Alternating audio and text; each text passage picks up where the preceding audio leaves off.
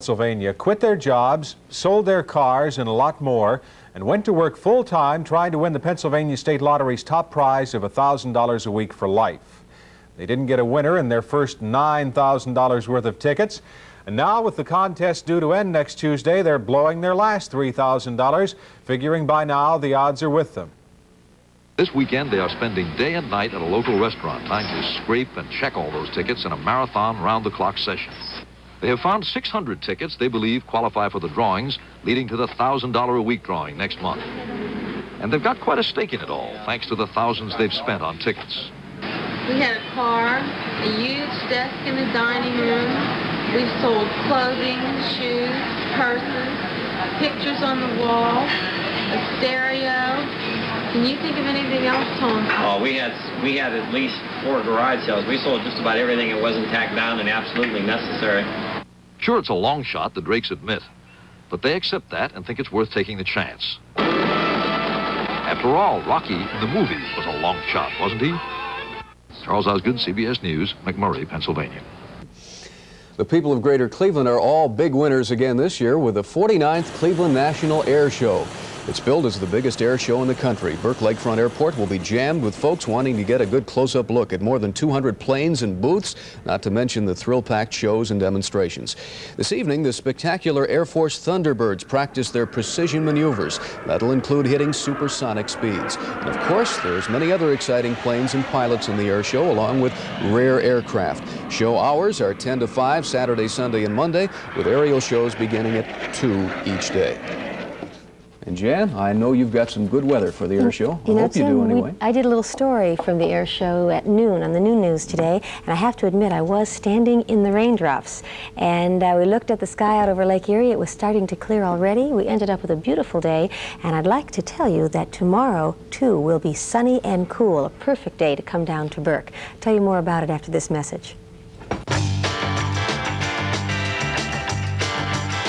We are in a blood emergency, by the way, here in Cleveland. You've heard a lot about it all week long. Tomorrow's going to be a big day, however. You're going to have great weather to get out there and perhaps donate the gift of life, blood, in several suburban areas, by the way. And if you'd like to know where they will be out in Shaker and Parma and so forth, Rocky River also, please call the Red Cross so that you'll know where and what times to be donating blood tomorrow. Let's look at the national map right away, where we can see that Anita indeed is inland, is in the country of Mexico. Now, as far as we're concerned up here, a bright band of cloud cover stretching all the way through the lower Great Lakes area. Now that cloud cover is connected with a cold front that has slowly been pushing through the state of Ohio. In fact, it has touched off a good deal of thunderstorms. Let's look at the national map. Right here is the cold front I'm talking about. Right now it's about centrally located through the state of Ohio. And as far as these thunderstorms are concerned, earlier we talked about Toledo and Buffalo. Then about 8:30, 9 o'clock we had thunderstorms indicated in the Youngstown, Canton, Akron area.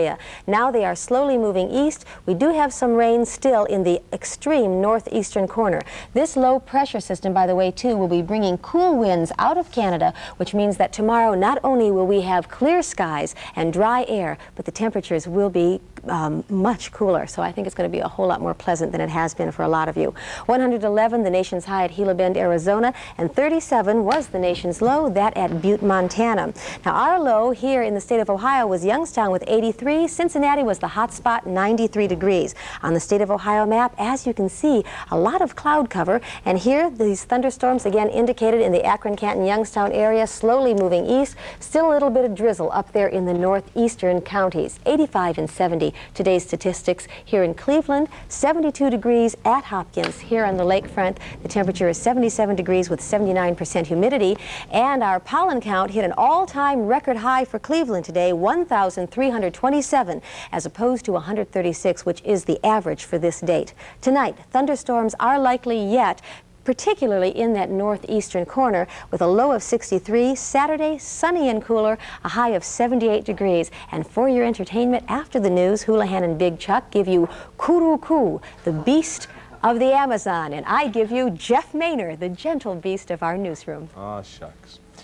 In case you're wondering, as I was, we found out that Hurricane Anita was not named for singer-crusader Anita Bryant. The National Weather Service says this year's hurricane names were picked out about 10 years ago. But Miss Bryant does claim to know something about the weather.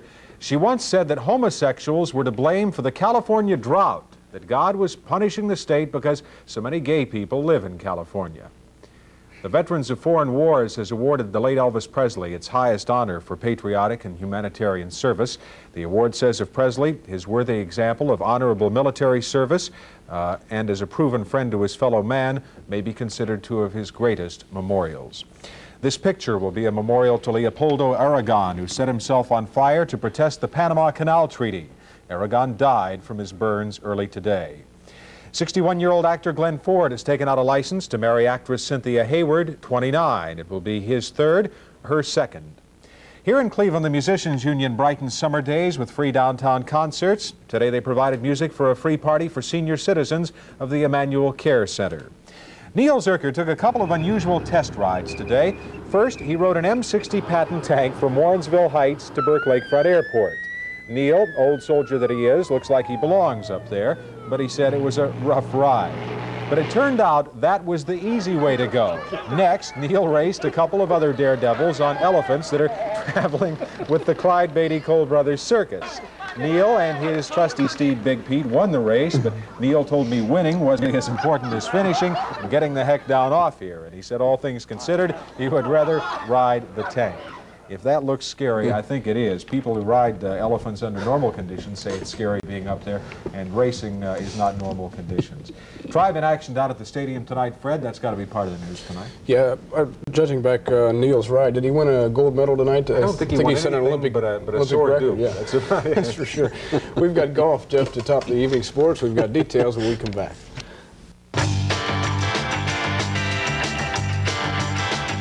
Well, just 2 shots separate 9 players after the opening round of the World Series of Golf in Akron. Tom Weisskopf, Hale Irwin, and Ray Floyd fashioned 3-under-par 67s today. Weisskopf birdied the final 2 holes. Mark Hayes is all alone at 68, 1 shot behind. A group of 5 came in at 69. Gary Player, Jack Nicklaus, Graham Marsh, Lanny Watkins, and Spain's Seve Ballesteros. Ben Crenshaw and Jerry McGee are 4 more back with 71s. Tom Watson and Hubie Green are next at 72. Hollis Stacy made some golf headlines of her own today. The Women's U.S. Open champ broke the course record in the Muscular Dystrophy Open in Springfield, Illinois. She fired a brilliant 7-under-par 65 today to take a whopping 5-shot lead after 36 holes.